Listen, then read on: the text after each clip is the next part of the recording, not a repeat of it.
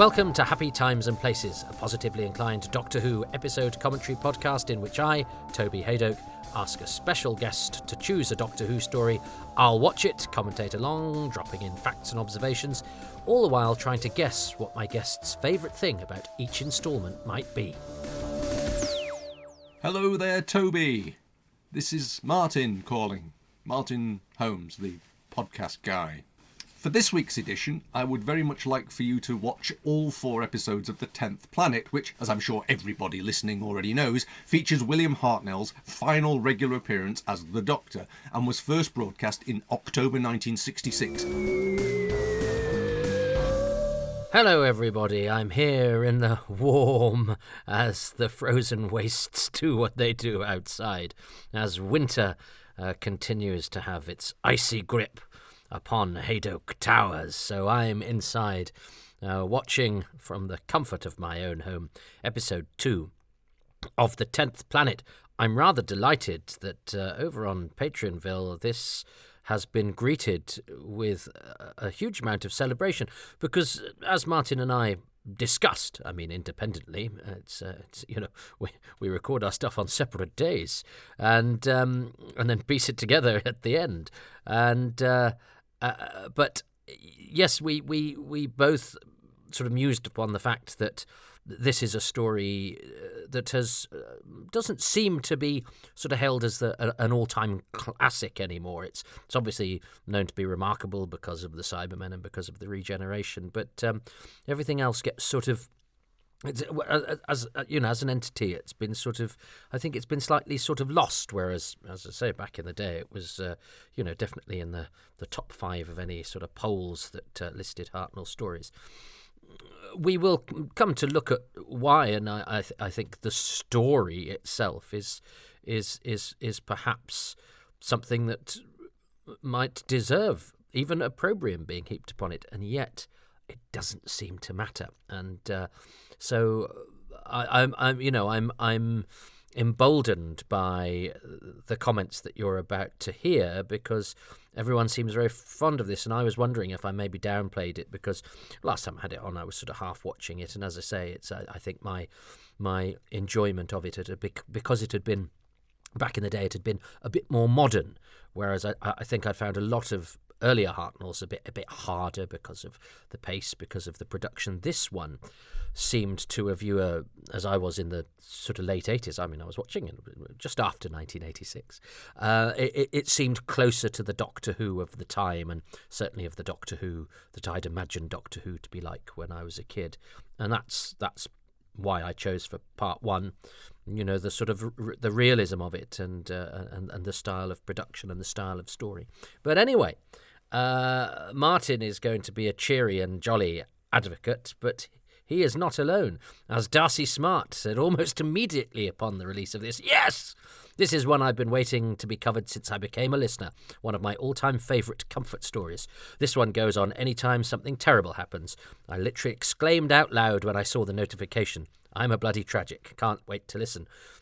Well, I'm very pleased, Darcy, but in a way I hope you never watch it again, because I don't want anything terrible to happen to you. But perhaps you could watch it without the being steered there by fate, and could just enjoy it, without the context of awful things happening around you. And Guy Lambert replied to Darcy and said, "It is comfort viewing, isn't it? I don't know why, but maybe it's because it's all freezing outside and they're stuck inside in a really intimate space."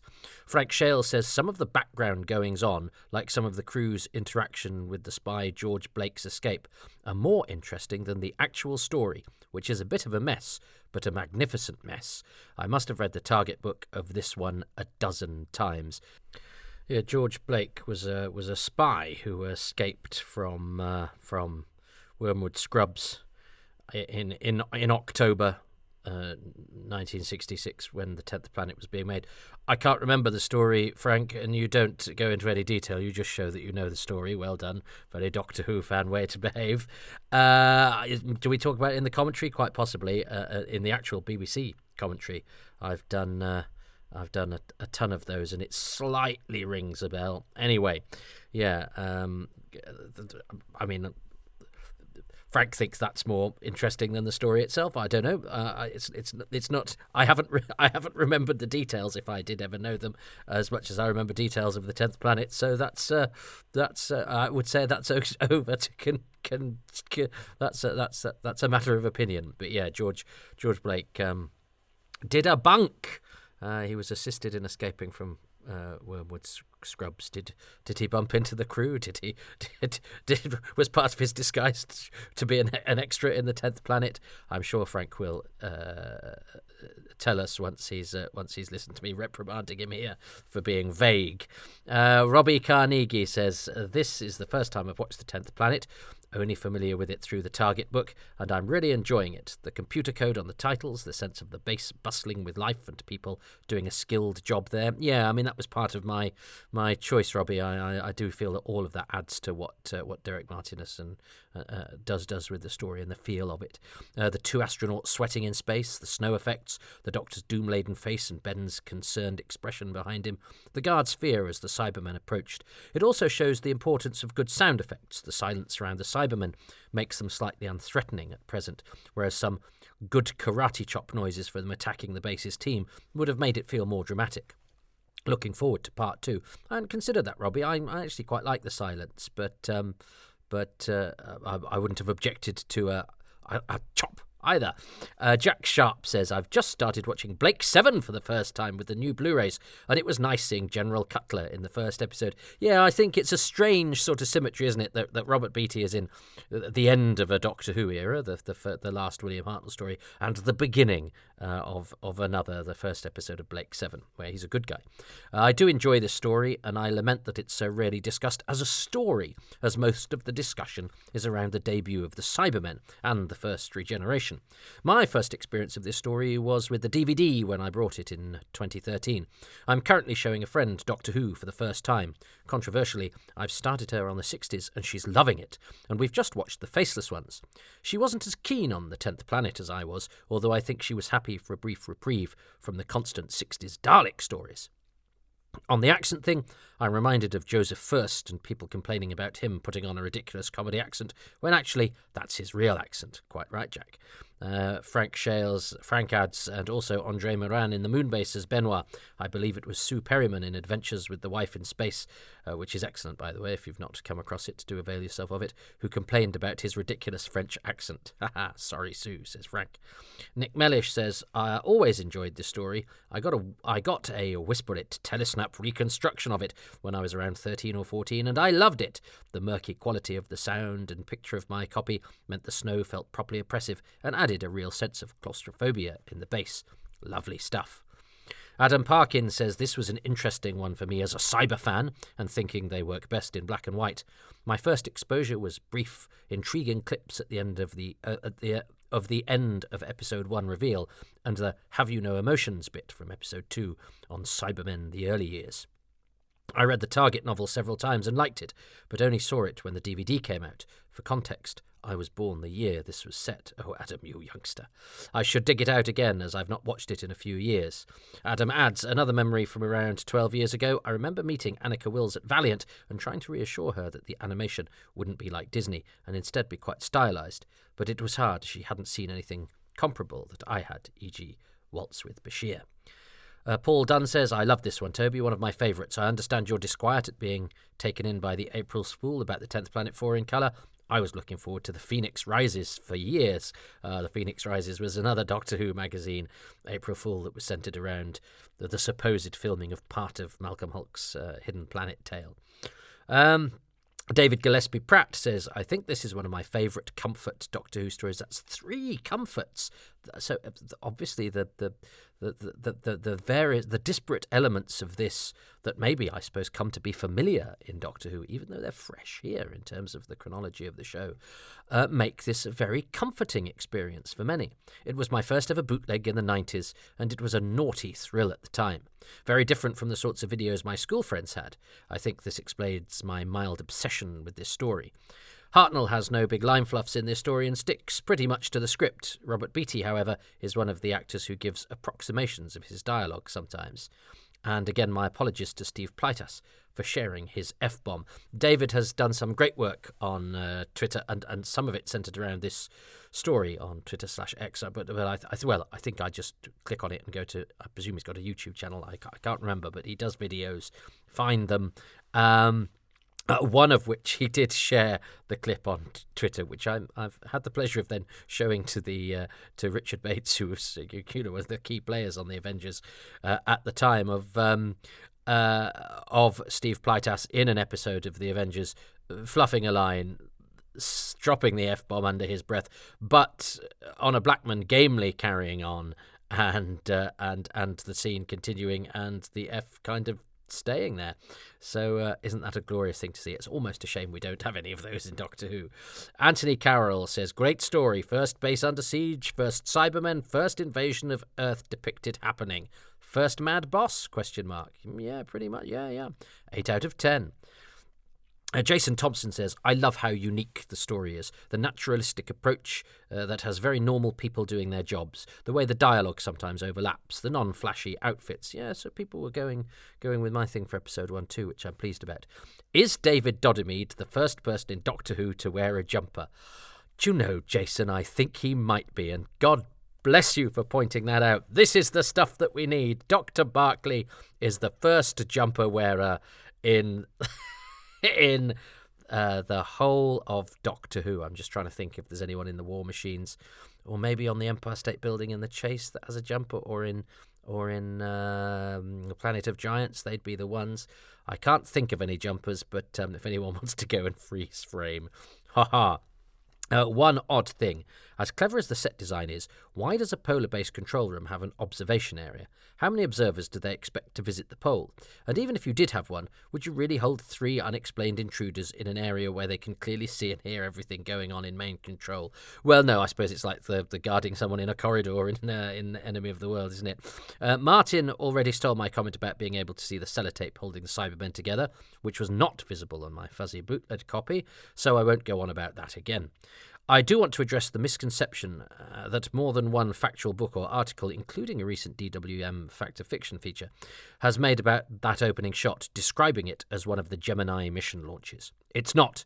It's Blue Streak Missile Test Flight F3 from Woomera, Australia. Blue Streak was a British medium-range ballistic missile that was cancelled before going into production, but had 3 successful test launches. There's one, or a muck-up at least, at the National Space Centre in Sheffield. Oh, this is good. This is the stuff, Jason. Thanks. We're getting facts here. That being said, there is some actual Gemini footage in the episode. The shot through the window of the tumbling spacecraft is actually re-entry footage from one of the Gemini flights, probably the unmanned Gemini 2, from early 1965. The 2-man Gemini program was still in progress at the time of production and transmission, with Gemini 11 being in September 1966 and Gemini 12, which closed the program, launching in November that year. In that respect, this was a very topical story. That's really interesting and useful stuff, Jason. Thank you very much. Yes, and one forgets when something is part of history that, yes, obviously writers and program makers are responding to what's going on at the time. And, space was all the rage, and so Doctor Who is responding. So it must have felt extremely modern. Joe Llewellyn says, I really enjoyed both your commentary, thanks Joe, and the guest's enthusiasm. Yeah, he's great, isn't he? That was a lot of fun. No issues with the American accents. And that's Joe is an American. The uniforms were all over the place, especially for December 1986, only about 6 months before I enlisted in the US Army. Those weren't the correct uniforms for 1966 either, but who cares? Great episode. Debut of a great monster. A historic story. Guy Lambert says, one of those stories where I don't care about whether it's a good story, I just love the scale and feel of it.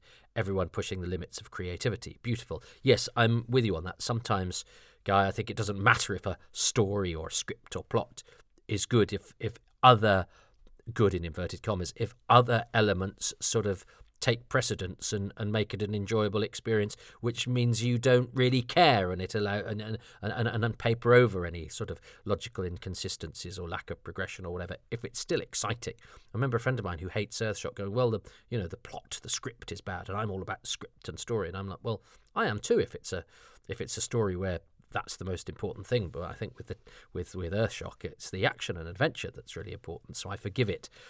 Some of it's stuff that if you examine it too closely, you go, oh, blimey, that's a bit. They're lucky to get away with that. But that's for another commentary. John Deere says, in many ways, this reminds me of a season 22 story. The Doctor isn't the proactive hero, and the focus is on the guest characters. Here, it feels more interesting in the way Caves of Androzani did before that became the default that works against both Colin Baker's time and the series in general. The 10th Planet is significant for its circumstances and enjoyable for things that aren't the story. It's vibes, as the kids might say. Oh dear. And Matt from Metabolus III has a suggestion about new series episodes. So Matt has clearly been listening to the bit after the credits and after various bits of pluggage, but that's not right for here because we are going to watch episode 2 of the 10th Planet. This is an episode. I briefly dallied with a local group, and I helped them set up the first meeting. And we chose 3 episodes to watch, and it'd be the 3 episodes that I definitely earmarked 1 episode from each Doctor to sort of everyone gather together and watch as good examples of Doctor Who. And I chose episode 2 of the 10th Planet, episode 1 of The Web of Fear, and get this, because I didn't know Received Wisdom, episode 3 of The Claws of Axos. I love the bit where the Axon goes into the base and kills Derek Martin and blows up a running unit soldier. Episode 2 of 10th Planet, because there are various bits in this that I absolutely adore, and we're going to watch them now. So if you would like to join me, I think it's time to watch from the beginning episode 2 of the 10th Planet, and we're going to press play in 3, 2, 1. So here we go. We're starting from the beginning. Episode 2 of the 10th Planet. Sort of the last hurrah of William Hartnell as the Doctor, really, because he's not in it next week. And episode 4, he is quite, he's very much on the periphery. And also, we don't have that episode, the visuals at least. So this is the last existing episode of William Hartnell, actually giving his first Doctor. David Gillespie Pratt has been in touch with me, by the way, to point out that this reprise, although it looks very, very similar, if you play it close together with last week's episode ending, there are actual subtle differences. So it's a refilm, even though it doesn't look like it, which is very interesting. But I have to say, great continuity acting from Reg Whitehead playing the Cyberman, and I mean, not that anybody at the time would have had anything other than the memory of last week, but they clearly did it immediately afterwards, and pretty much did exactly the same thing again. So well done them. So here we go. It's that bustle again that everybody talks about. Nobody's hanging around waiting for the camera to be on them. Everyone's doing their jobs. It's populated by sort of Dr. Barclay has a drink. It's little things like people having a drink that just make things seem a little realistic. Now, I mean, I love the Cybermen. I love this snowy scene. I think it's very, very well mounted.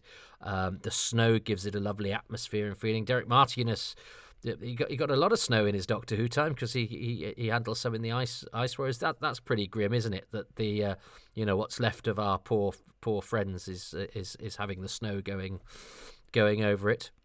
So here we are. Here's Steve Plytas, Kurt the chef in a famous Fawlty Towers episode. Oh, and here's Glenn Beck, who I had the pleasure of hooking up with in Oxford, I think. Glenn and I hooked up. Glenn is still around. He's in Doctor Strangelove as well. He was an actor, again, a genuine accent, but he was based in the UK at the time, so he got lots of American parts, although I think he's Canadian. And rather amazing that he's actually some voices next week as well, uncredited. But he's in this very, very brief scene, and yet there I was talking to him, 50 years later or whatever. But I was pleased to get him because he's not on the DVD commentary nor in the documentary.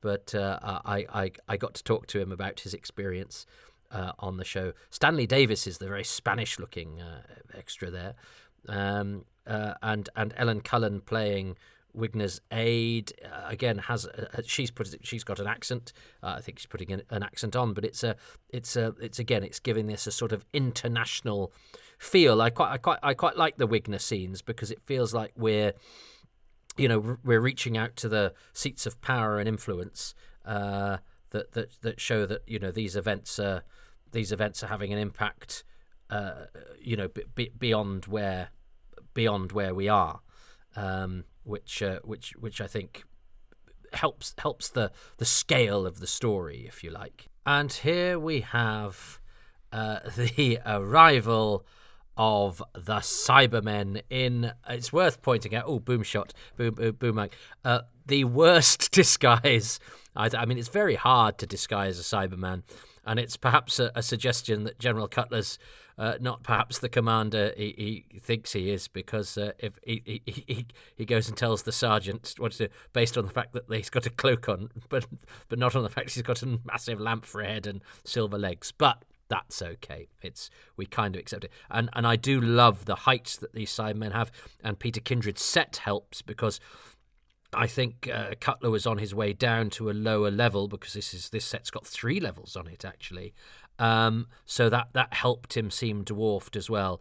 So Reg Whitehead is the main Cyberman here. I've always been very fond of Reg Whitehead, and when Doctor Who monsters were being interviewed back in the day, nobody seemed to have found or be bothered to find Reg, but he did turn up later, and we got him in time for the DVDs, which I'm very pleased about. He's not on the commentary for this, but he is on the documentary. We got one of the other Cybermen for the commentary. This is because we'd started to talk to each other, because Chris Chapman had got Reg for the documentary. We decided to look for Greg Palmer, 2Gs, who's also in Patrick Troughton's last story, The War Games, and he's one of the other 2 Cybermen, and he's one of the other 2 Cybermen, and his real name is actually Donald van der Marten, which nobody had known until it was pointed out to me by a chap called Ben Jolly, who helps us find Doctor Who actors, who's been brilliant at doing that under his own steam for years. And so we got in touch with Donald, and he flew over from Holland, where he lives, and so we got somebody that had not done an interview before. So that was all very exciting. I love this scene. This would be a scene I would show in a clip show. I love this confrontation, and I really like the fact that David Doddermead's contribution to it, because it's sort of, and look at the framing of that, Hartnell being imperious at the back, Ben looking on incredulous, but it's led by the nice scientist Dr. Barclay, played by David Doddermead, who's great, and Polly gets all the lines, which I think's fabulous. And I, of course, before I saw them speak, of course, I knew that different actors did this. This is a great line. That was really most unfortunate. You should not have done that. But he gives it a sort of jutting jaw, as if to show that the emotionless Cyberman is not particularly pleased. He looks quite cross there. You can see through the sock does not hide all emotions. This gentleman here with Wigner is Chris Connells, who was in the Crusade. Again, nice to see another performer of colour sort of bulking out the cast. But I love that. I love that confrontation between Polly and saying what you don't care, and he goes, no, why should I care? But I remember it only occurred to me a split second before they started talking. I thought, it's different actors doing the voice, so how are they gonna, are their mouths not gonna move? How are they good? Because obviously with later Cybermen, they don't have mobile mouths. They have slits in sort of metal masks until you get to David Banks, where David Banks is doing the voice. So you can see the mouth moving because he's doing it. But I remember thinking just before they started talking, but how are they going to do this? Because they can't mime to it, surely, but also they can't keep their mouths closed. No, so what they do, which I sort of thought was slightly absurd at the time, was they just sort of open their gobs and the sound comes out. Now, though, I love it because it's sort of, again, it's that body horror where other people see sticky tape. But to me, the slightly comical voice as well is a bit like a speak and spell machine. It is a bit like generated speech because the patterns aren't quite right. Now, obviously, we've got AI now that is pretty damn good, and scarily so. I just heard something the other day, and I thought, my goodness, as a voice artist, I'm not wild about that. But this is why it's important that I know things about actors, because I'm making myself, before I get consigned to the B arc, I'm making myself invaluable, because they may be able to generate somebody talking about Doctor Who, but to the inane levels that I can about the supporting actors, I doubt it.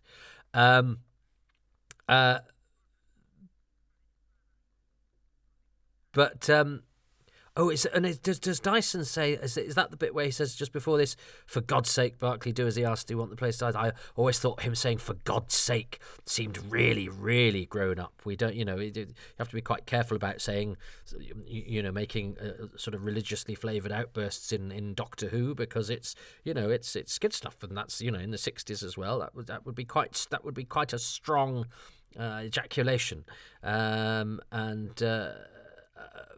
But I love the way he gestures around as if he and his colleagues may use this thing. It's sort of like, make yourselves at home, everybody. Let them do the thing. Now, obviously, they iron that out, and they do change the speech, and they change the design. But I cherish these Cybermen. I can see they're way too bulky, of course, to be practical. They're very noisy. I think it is awkward having the voice coming out of a mouth I think I prefer it when they just open their gob and the noise comes out than when he sort of tries to do the speaky thing. Of course, thank goodness Ben is under contract, because if he'd just been a non-speaking artist like the last guy to brandish a submachine gun, he'd have just been killed. But because he's a regular, instead the Cyberman decides to show his strength and bend the gun and then give Ben detention in the film room, whereas was it Joe pointed out? Somebody pointed out that yes, there's a James Bond film on in the big. But yes, I do actually rather like the fact that if it was synthesized speech, it wouldn't need to purse its lips and move its tongue in the way that we do to produce sounds, and so it has quite a plausible sound and it's a menacing one if you're so inclined. And I have to say, when I did a thing called Cyberman with for Big Finish, it was the first thing I did. I sort of played my own version of an intense commander. It's a sort of part that I'm surprised they didn't ask Prentice Hancock to do, because it would have been right up his street. And I remember the first scene I had where I think I discovered a tape and I heard the Cyberman voice, and Nick Briggs was there because he directed it as well, and he did the voice, and I assumed it would be treated afterwards, and it wasn't. So when it came through over my headphones, and I couldn't see Nick because I was in a separate booth, and the voice came in, it sent shivers down my spine. It made the hairs on the back of my neck stand on end, because it can be really inhuman and disconcerting. And I think we've established, when talking about Doctor Who, all of us in many of our sort of fan assessments of the show, the slight perversion of something that is real is almost scarier than just, a big green blob or something like that. Something, a kid with a gas mask, a scary statue, something that is like something but just perverts it, and the cyber voice is a strange, discordant perversion of not only our voice but our speech patterns. So if you are so inclined, it can sound really creepy and unpleasant. Also, if you're so inclined, it can sound like a civil servant played by Zippy from Rainbow. But I like the voices. I like the design. I can completely see why both were removed, but I love the fact that they exist. I love the fact that they're part of the evolution of the Cybermen. I love this. I love this stock music. It's all stock music in this, and a lot of this was on a cassette that Dwas released called Space Adventure. And this is terrible. A great shot of Dudley Jones there, playing Dyson. That was part originally offered to. They were going to offer to Bernard Hepton, but in rewrites it got smaller, so they thought an actor of his stature wouldn't do it, shouldn't be offered it even, which is a shame because Hepton was a great actor who should have been in Doctor Who. This is going to be it, isn't it? And I loved meeting Alan White and Earl Cameron. I love the fact they were both in Doctor Who. I love the fact I was present at their reunion, and they actually don't do that much in it, but they're important characters, and I think they both do a lovely job. And I think Earl Cameron, the fact that he was one of Doctor Who's centenarians. There's loads of them now. There's 3 as I record this.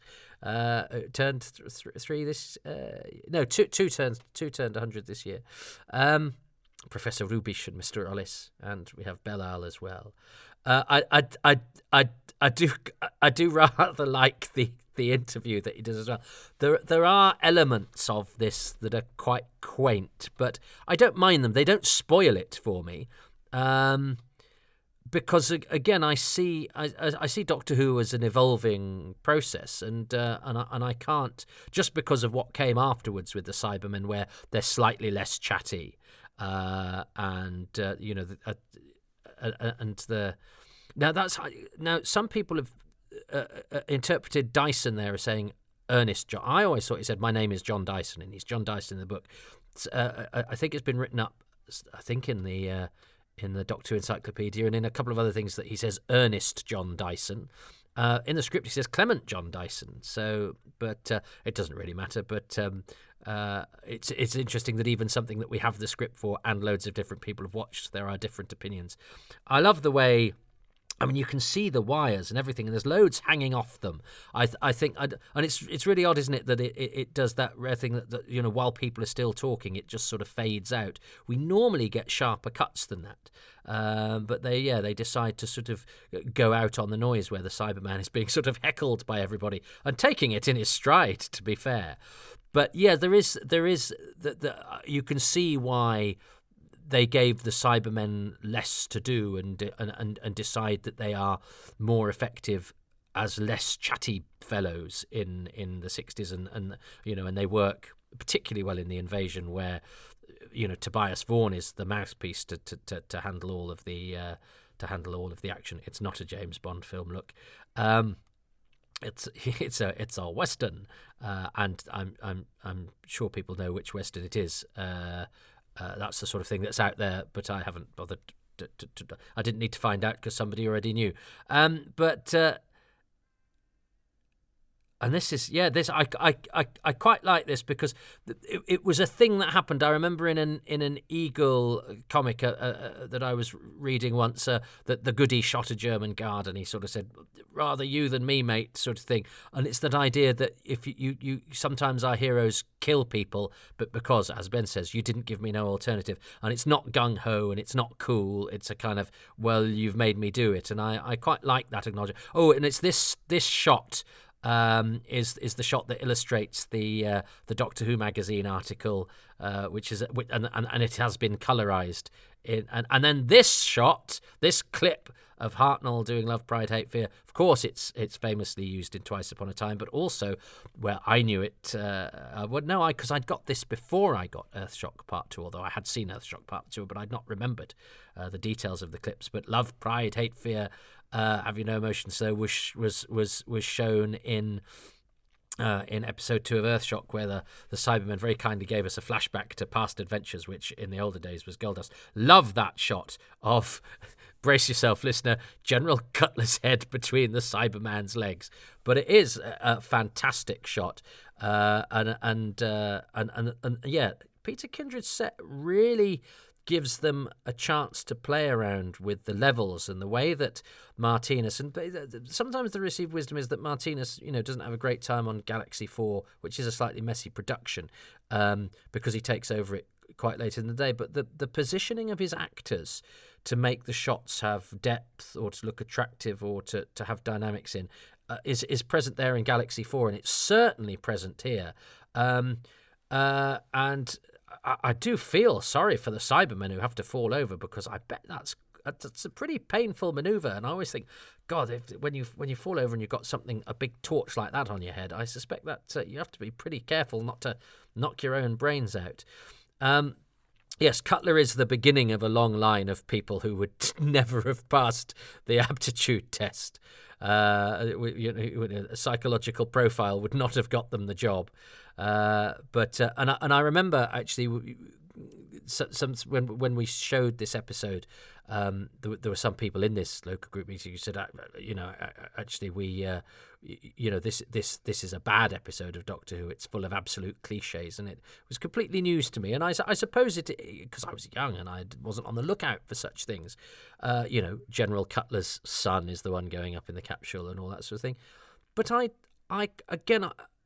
kind of don't care. And it's amazing what you forgive, isn't it? I forgive the Hinchcliffe era for some of its bad endings in the way that I might not forgive another story. I remember when, one of the sort of discussions about the demons was always, well, it's a great story, but the ending is rubbish. The ending is rubbish, and Azal's defeat is, stands up to no scrutiny whatsoever and comes out of nowhere. But it's not what I think about when I think about the demons now. And there are whole swathes of problems with this script in terms of structure, in terms of the Doctor's involvement, in terms of the plot, in terms of some of the motivations. And yet what Derek Martinez and his cast and his designer and the debuting monsters do is distract us from all of that. It feels quite pacey, considering there's no very slow walking around corridors exploring or anything like that. Everybody's under a bit of pressure. Everybody's having to act. Even that extra there, he's got his sort of fish clenched because Stanley Davis, because because something. The first interplanetary war, the scale of this is huge. And again, some lovely stock music and some stock footage, which has been fitted in pretty nicely. And again, this feels, it's been pointed out at the beginning of this by one of our correspondents, just what a topical story this is. And this is the Hartnell era of, time tracks and weirdness and comedy historicals or Shakespearean historicals or quite sort of TV comic-y, spacey, adventure-y things, or weird and wacky adventures in space and time. And suddenly this is modern and sweaty and militaristic, and I think if I was a Doctor Who fan at the time, I would be feeling that my show was really growing up. Now, Doctor Who loses its whimsy at great cost, but for this point in its history, I think this is adding a great ingredient to the show. I do like his telephone's a bit like the telephones in The Prisoner, isn't it? It's one where the dialy thing is on the bottom.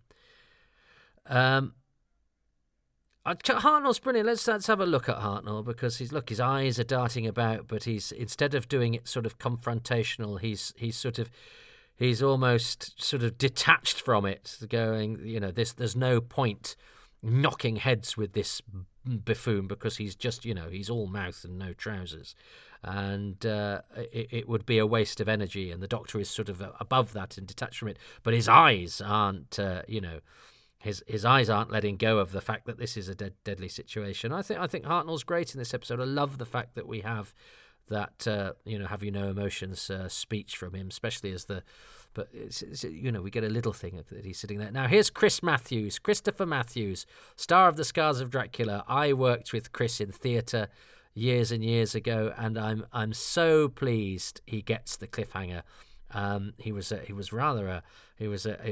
bit of an old roue, Chris. I liked him, a real charismatic man, but not the fresh-faced young innocent you see there. He was very convivial and saucy. I liked Chris a lot.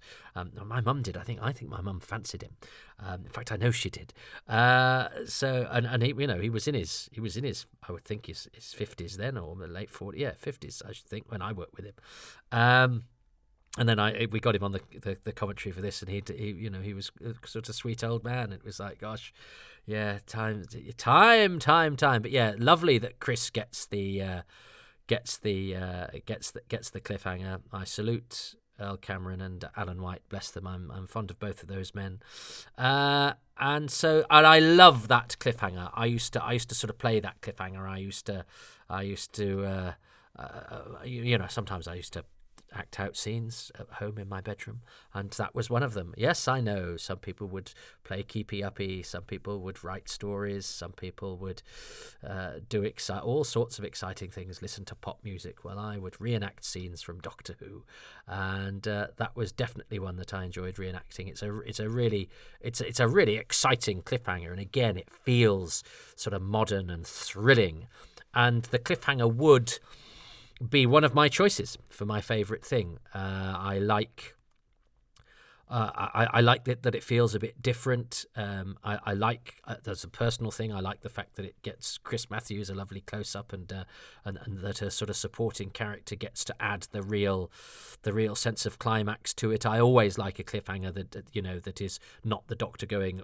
and we're all doomed, or somebody coming in and threatening the Doctor or the companion and saying, kill them now. I like it when it's something to do with the plot advancing, or something that turns the plot on a sixpence, or that gives an added new jeopardy or energy to it. So I love that cliffhanger, and it feels entirely in keeping with the story that we're watching, which is one of modern spacefaring and radars and bases and military and all of that. I love Hartnell's speech. Love, pride, hate, fear, have you no emotion, sir? Partially because we're slightly more familiar with it, because we have it out of context of this story, because we have it, mostly for me, from Earthshock 2, but also it is used to have Hartnell transform into David Bradley in Twice Upon a Time, which is of course very linked with this story. So it must be a fun story for people who've come to Who via modern who has their first experience of the 10th Planet will have been that, and then they've probably at some point gone back to see the original and sort of fill in the bits in between and see where it came from. It's funny how our different approaches from the different directions that we come to Who from will inform our experience and opinion and vibes about a story. I love the Cybermen design. I love the Cybermen voices. I've talked about the compromises I have to make in my own sort of mental gymnastics I have to go through in order to enjoy them. But I do. I just think, no, that's a lie. It's not hard. I don't have to pretend to myself that I think they're good. I think they're good. They really work for me. But I have that Doctor Who fan thing of having an eye on what other people may think, and I would completely buy it, because it was my first opinion of them based on that Target novel and the pictures, and in comparison to my, the received wisdom of what the Cybermen were, which was more like the Invasion Cybermen, to suddenly go, and that's what they looked like. They were always substandard to me when I was younger, and then I watched them when I saw them in action for the first time and went, oh, they're pretty good. But that's a bit like me, supporting the underdog in the FA Cup final. I suspect there's part of me going, yeah, but I want them to be good. But I was definitely pleasantly surprised. But again, I probably because I thought I was, that's a proper Doctor Who fan, that, isn't it? That I was able to see and appreciate them. Well, no, I wasn't, because I wasn't trying to impress anybody. No, I genuinely was pleasant surprised when I saw them in action. But I think, again, I've probably over the years, felt that maybe I was giving them a helping hand. But I think they genuinely work for me. But I suspect had my partner or my brother or somebody been here when this was on, or even my kids, they might have suppressed a little smile to themselves. But I love the 10th Planet Cybermen. I wonder if they might be my overall thing, because if I was going to choose them, really, this is the episode where they come into the fore, and I adore that scene where they explain who they are. I love the fact it's Barclay and Polly, because this isn't the case of episode 3 where Barclay takes a lot of the Doctor's lines or some of Ben's lines or whatever and gets a bit more to do. This was as planned, but the doctor takes a back seat. I enjoy the fact that the helpful scientist in the base is the one that leads the questioning alongside Polly. I love the fact that she is part of that sort of three-way exchange with the very chatty. He's called Krang, isn't they? Called Krang, Shav, and Talon, or is he Krail?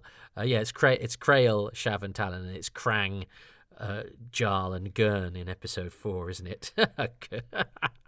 I sort of love the fact that they have names, but again, that's another thing that they didn't really go for. I know in the Book of the Moonbase, isn't it, and indeed in some of the script of the Moonbase, the cyber leader is called Tarn, but then they stop having names, and again, maybe that's just because of what I'm used to, is that Cybermen don't have names. That's how I expect them to be.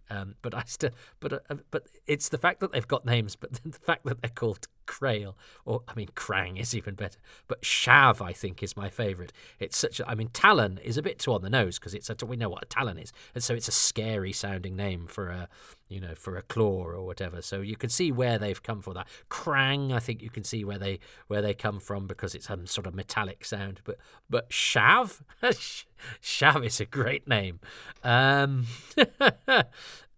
I love that exchange, even though Roy Skelton, who is playing Cyberman voice, and he must know he's playing Cyberman voice, pronounces cybernetic cybernetic. So it's the Cybermen can't actually pronounce the procedure which produced the technology that has also led to their name.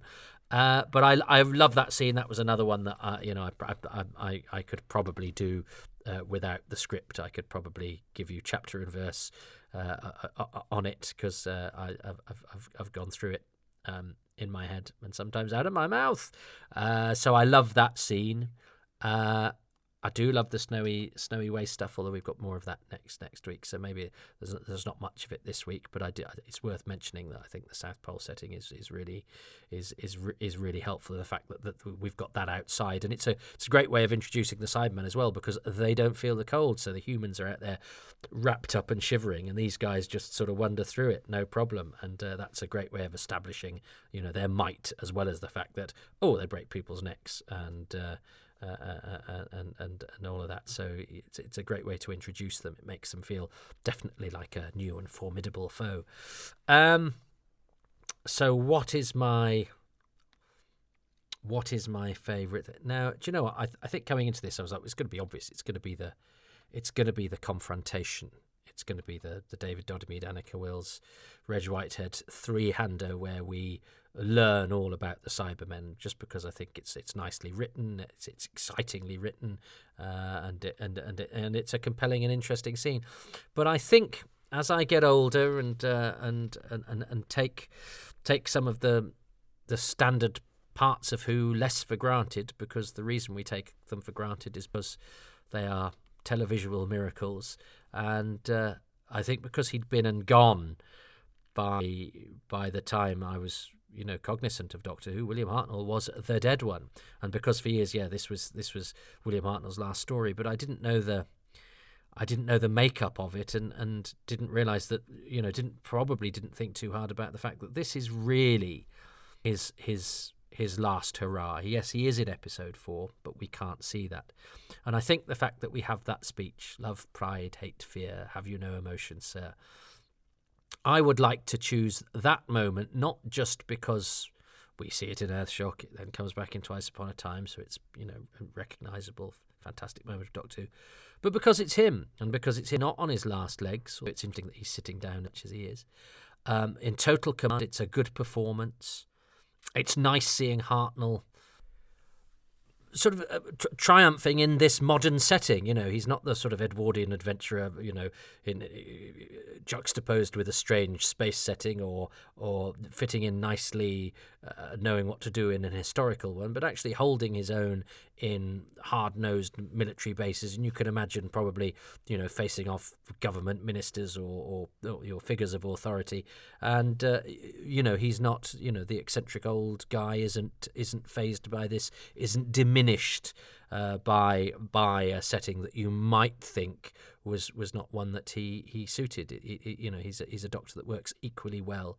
So yeah, I had no intention of going for this when I went into this episode. I thought it was going to be a face-off between the Cybermen, that first Cyberman scene, dialogue exchange, or that wonderful cliffhanger, which is one of my favourite cliffhangers.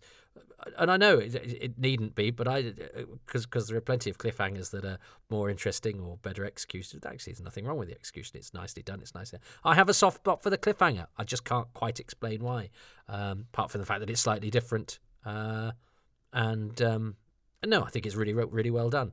So I thought I was going to go for any of those things, but I think the fact that we as viewers, as Doctor Who fans, don't see Hartnell again, apart from as a shadow of his former self, as it were, in the Three Doctors, and animated or reconstructed in episode 4.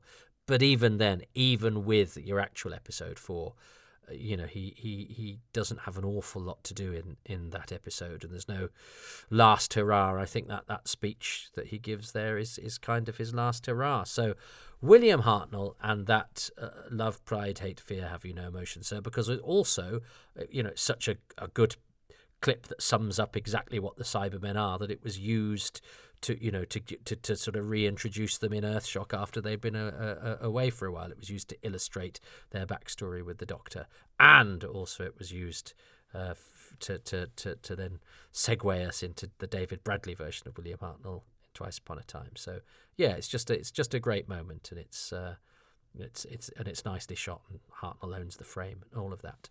So William Hartnell and that love, pride, hate, fear speech, for what it says about him, what it says about the Cybermen, how recognisable it is to us, and the fact that it's really good. What does Martin think? I think that I might have cheated a little by listing all those great things about Part 1, so I'll try and keep it as simple as we reflect upon what is the last full episode that we can see featuring William Hartnell as the Doctor.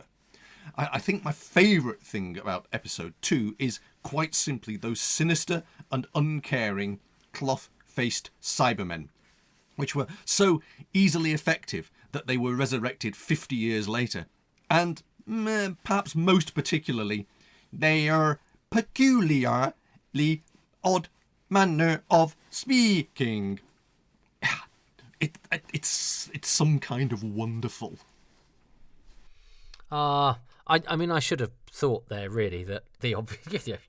I'm not being disparaging of Martin and saying it's obvious. The obvious choice, because they're so damn good, is to choose the Cybermen, because this is the episode where they come into the fore. But I thought, well, no, I'll choose them as my overall thing. Well, I now can't, because Martin has chosen them. So that was daft of me, because in fact he's more likely to choose William Hartnell as his bonus thing, isn't he? I that was a bad manoeuvre, because I would like to go on record as having the 10th Planet Cybermen as one of my favourite things of the 10th Planet, and I've missed the opportunity, because if you're unaware of the rules, which are very loose, if Martin's already chosen it, I can't choose it, because that would be silly, because I wouldn't get the point for it, because he's not going to choose it again. But by the same token, if he chooses William Hartnell now, or if he chooses that speech, well, we'll see how he phrases it. I might claw a point back, but it doesn't matter, because I've lost the point that I could have got from the Cybermen. So that perhaps I needed to be a bit more logical. Perhaps I needed to have been cybernized in order to have prospered there, and that I let my emotions, my emotional attachment to William Hartnell, get the better of me. And so maybe to prosper in happy times and places, I need to gradually replace my flesh with plastic and metal, and my brain with a computer, to remove those weaknesses Oh, but for now, I do have emotion, sir, and my emotion is one of great happiness, not only watching the 10th Planet along with the great and the emotion that Martin exudes is cheerful engagement and bonhomie. Watching the 10th Planet, not only with the contribution of Martin, but along with all those people whose comments I read out at the beginning who are overjoyed and comforted by this story. It's a story about cruel, emotionless, strength of 10 men, alien, quite ruthless alien invaders, thinking nothing of killing people, and yet somehow it comforts us. What does that say about us and how we process our emotions? Ha ha ha! But yes, we're loving the 10th Planet, and it's very much a 10 in this neck of the woods, in more than just name. Let's see if it can continue that way with the last fully existing episode of William Hartnell's reign, which sadly, as we will see, does not have him in it. When you join me in this happy, that's an emotion, times and place, this happy time and place next time. But for now, well, I'm looking forward to future episodes. There are hundreds of them, but they're not yet in formation. Thanks very much for listening to Happy Times and Places, which is presented by me, Toby Haydock, and my special guest, Martin Holmes, who can be found on Twitter at MAW_H. All the letters are capitals, and he also has a podcast, Vision on Sound, and the A to Z of television. I'm grateful to Martin and to the patrons who make these podcasts possible, and they include John Deere, Chris Dunford-Kelk, Paul Dunn, Al Pandras, Susie Ferguson, Jason Gorman, Siobhan Galichon, Paul Harris, Chris Hyam, Ian Key, Ashley Knight, Joe Llewellyn, Philip Marsh, Nathan Martin, Roland Moore, Rick Moran, Kevin Murdoch, Graham Knott, Adam Parker, Barry Platt, Risto Matti Sarillo, Frank Shales, Andrew and Lisa, Catherine Armitage, John Arnold, Kevin Ashelford, Luke Adkins, James Bell, David Bickley, Will Brooks, Gary Byrne, Robin Bland, Robbie C., John Curley and Mark Dakin. The music is by Dave Gates, the artwork by Dylan Patterson.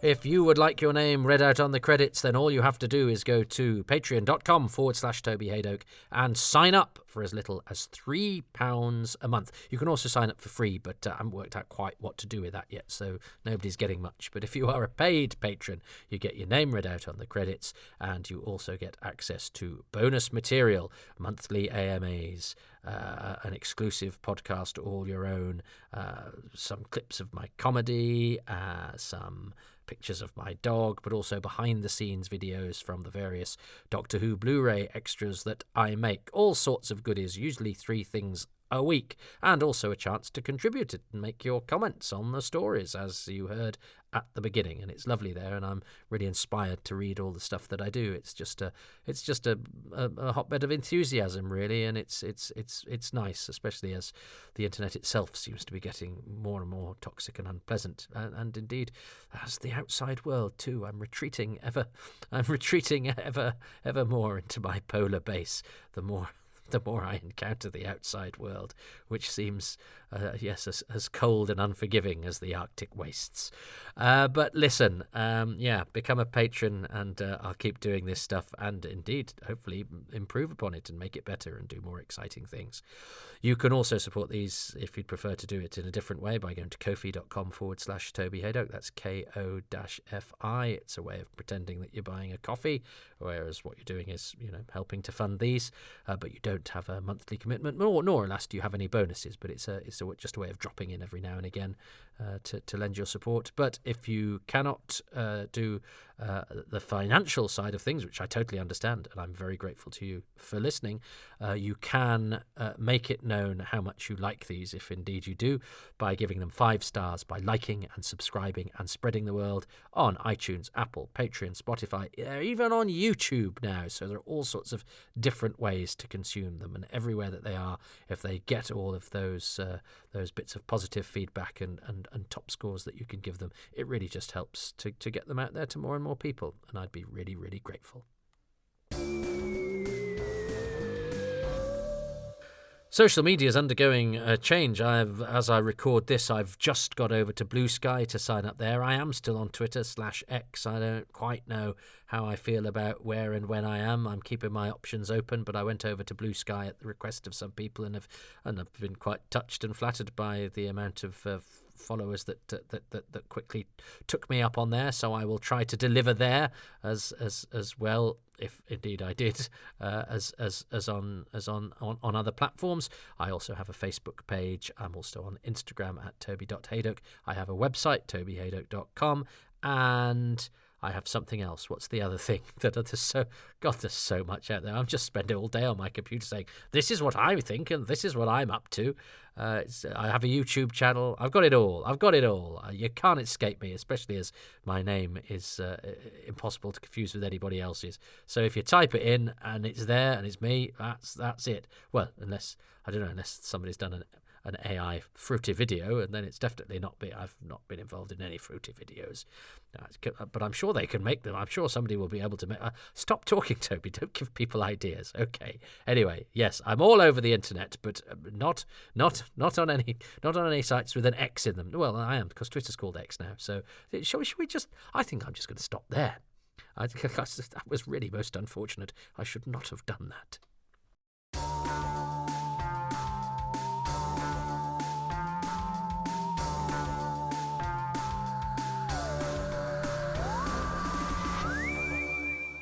Oh, well, there we are. Yeah, I do like that episode, and I hope you do too. And I don't